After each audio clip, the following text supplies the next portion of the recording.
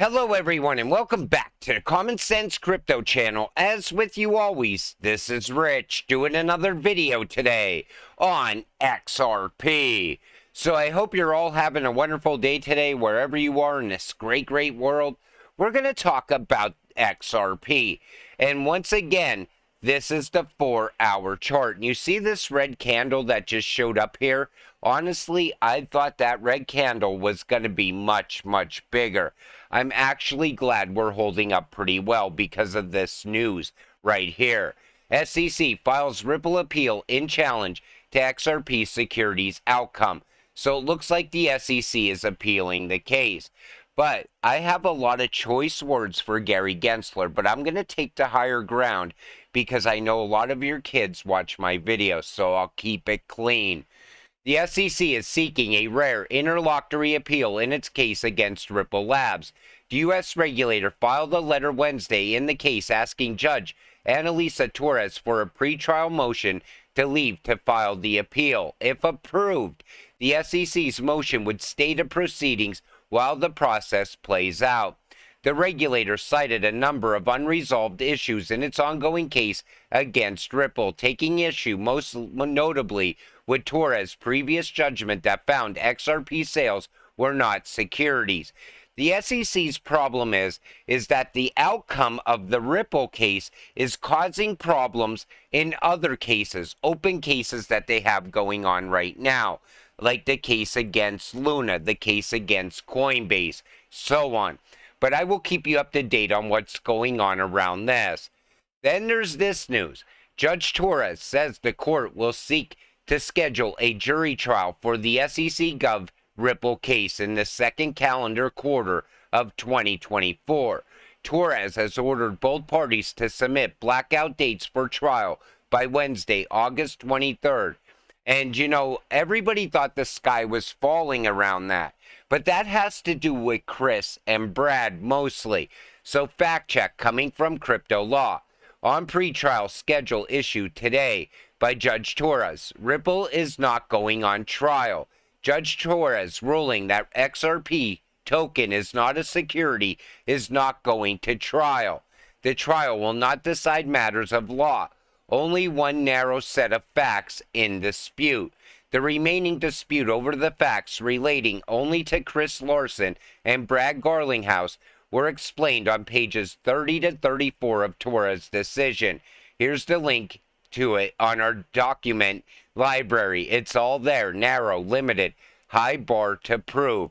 So we don't have to worry about the upcoming trial. However, we do need to worry a little bit about the appeal. I don't think the SEC is going to win, but it's going to delay things a little bit, in my opinion. But it's nice to see that the market held up under that news. XRP is not on SEC's crypto securities list. Ripple CTO David Schwartz proudly states. So, Schwartz tweeted that the assets that are not on the SEC's list are orange groves, live beavers, warehouse receipts for whiskey cask, and XRP. The list was published by the SEC according to a recent report by CoinGecko. Crypto Analytics Service. It contains 48 digital currencies including ADA, BNB, SOL, TON, HEX, Luna, TRX, and many others. Algo is one of them as well. In fact, I think I'm going to put an Algo video together for today. But it's nice to see that XRP was no longer on that list. Gemini is expressing excitement about XRP, another major U.S. listing underway.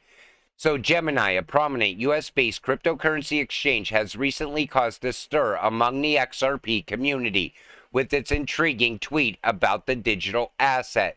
In a clever play on words, the tweet expressed enthusiasm for XRP, garnering considerable attention and sparking speculation about a possible listing of the cryptocurrency on Gemini's trading platform.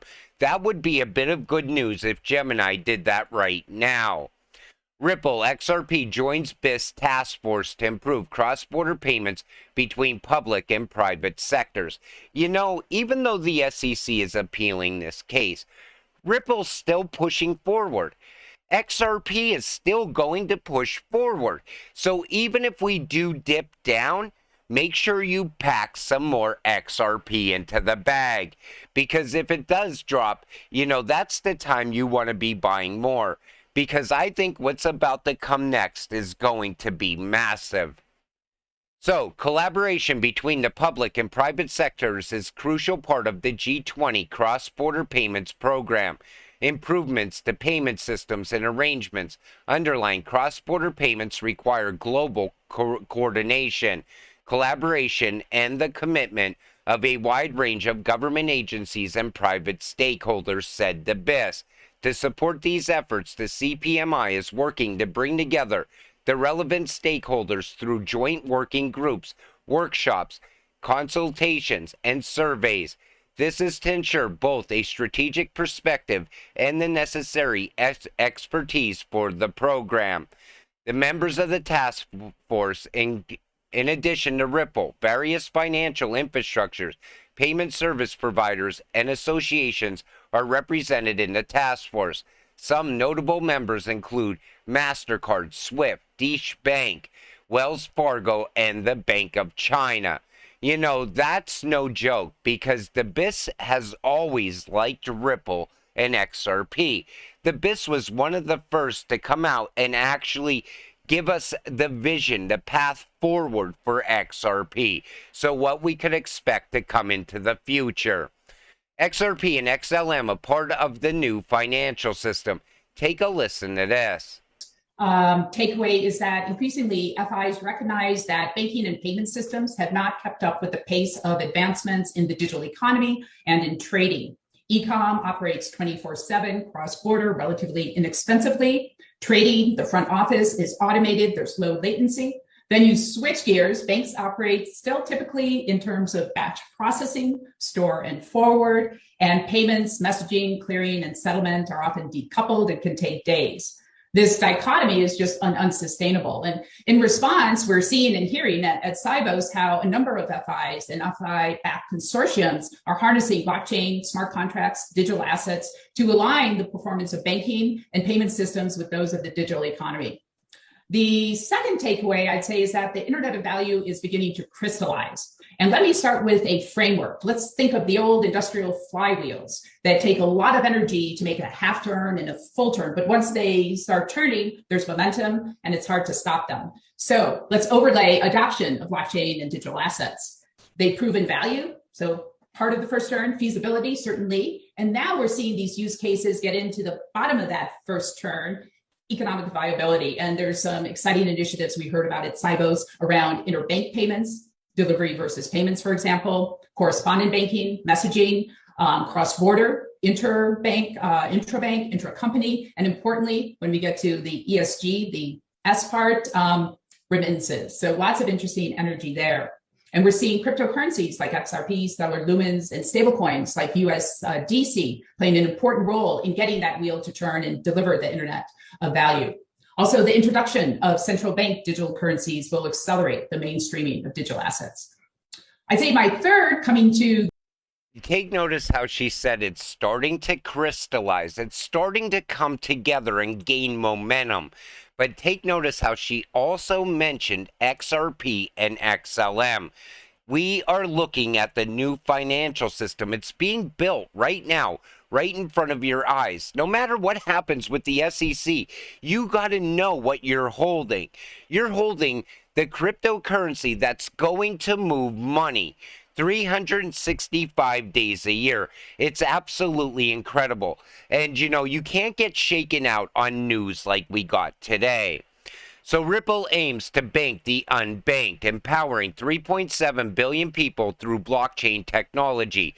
Ripple plans to help over 3.7 billion unbanked or underbanked people around the world using blockchain technology. I just recently did a Stellar video, and I showed how Stellar is leveling the playing field. This is part of that. The underbanked and the unbanked need to be involved in the new digital economy. Ripple and Stellar are out there laying that groundwork right now. That's how you know This is the beginning of something much, much bigger. And most of you have heard the level playing field many times, especially if you're holding crypto. A currency that nobody can control. Oh, wait, sounds like XRP, a trustless system that creates a level playing field and removes friction from global trade. Now, XDC will come in once we see trade go digital. And you got to be holding XDC by September 20th of this year, when digital trade starts to really get going. That's the first day. And you know, when you talk about a level playing field, it has to be every person having the ability to be able to be part of that new system. What Ripple does, partner with over 300 banks and financial institutions worldwide, solves a real-world, multi-trillion-dollar problem. By far, the most efficient, cheapest, and fastest cryptocurrency out there, yet people still doubt its potential to reach a $10,000 plus. Now, I was always on the fence about the $10,000 prediction. I thought to myself, what can get XRP to that price? And I'm not even going to say it's going to happen. It's not a definite thing. But it has to hit higher numbers. We will cross every bridge as we get to 10K. Because, you know, XRP, if you look at what's backing it right now, like how it's going to work in the future, Ripple's already laying that groundwork. 300 banks. Yet people are so worried and they sell on news of the SEC filing an appeal. That makes no sense to me. If you own this cryptocurrency, you know what you hold. And if you don't, you better learn really quick. Because what's about to come in a few short years is going to be one of the biggest events of your lifetime, if not the biggest, because it is going to be so incredible. People are going to be sitting there wishing they bought XRP. People 3 years from now, 4 years from now, are going to wish they could go back in time and buy this cryptocurrency. You have the opportunity right there in front of you right now. Fed to require approval before state banks can issue, hold, or transact crypto. All of a sudden, the Fed is talking crypto once again. The Fed now requires approval before state banks can issue, hold, or transact crypto stablecoin payments, according to a press release today. The board will supervise novel activities, including complex, technology-driven partnerships with non-banks to provide banking services to customers, and activities that involve crypto assets and distributed ledger or blockchain technology. I don't know if the Fed watches my videos or what, but I was just saying, if the banks don't get involved with crypto, the banking system is going to fail even more into the future, because we have a whole new generation of people turning 18 years old. You know, they probably starting their first job, they want to open a bank account. Most of the time they turn away from a traditional bank and they use cash apps. But all of a sudden, if a bank was offering crypto savings or something that with the word crypto in it even, maybe it would draw some attention towards that bank.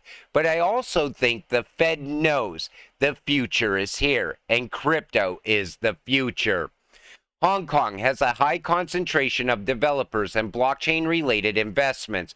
We're excited to work with the innovative business and financial institutions to move, manage, and tokenize value within Hong Kong and throughout Asia. You ever take notice they always bring up tokenization? You know why? Because that is how we can get to 10K in the future. Real world assets sitting on the XRP ledger. You know, XRP is also going to have to move all types of other value, not just money, in the future. You will wake up one day and be priced out of XRP, and it will be sooner than what you think. Accumulate now while you can. The heavy hitters, the JP Morgans, Bank of America, and financial institutions like BlackRock are in the game to move and make enormous amounts of money. They're not going to be waiting on failed platforms that don't work or function, like Bitcoin or Ethereum.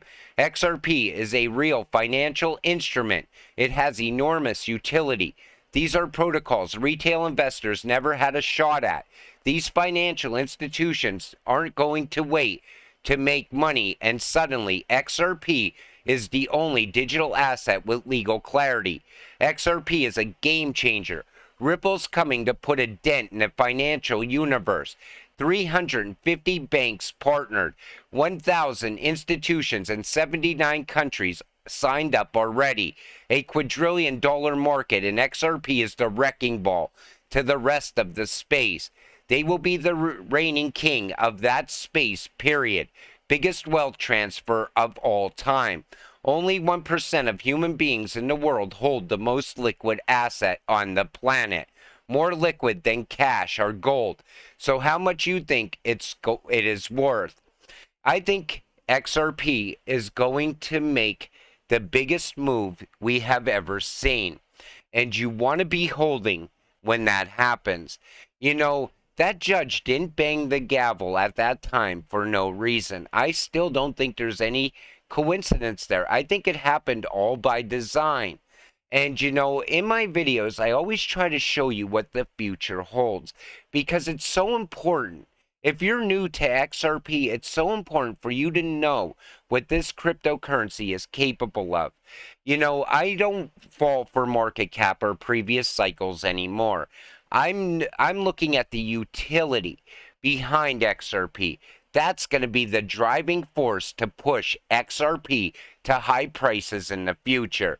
And I will definitely keep you up to date on what's going on with the SEC appealing the whole decision with the judge. And I don't think they're going to be successful in the end. This is some sort of delay tactic once again, in my opinion. But with that said, I'm going to wrap up this video. I want to thank you all for watching. I appreciate all of you. I'll see you in the next one. Have a great night.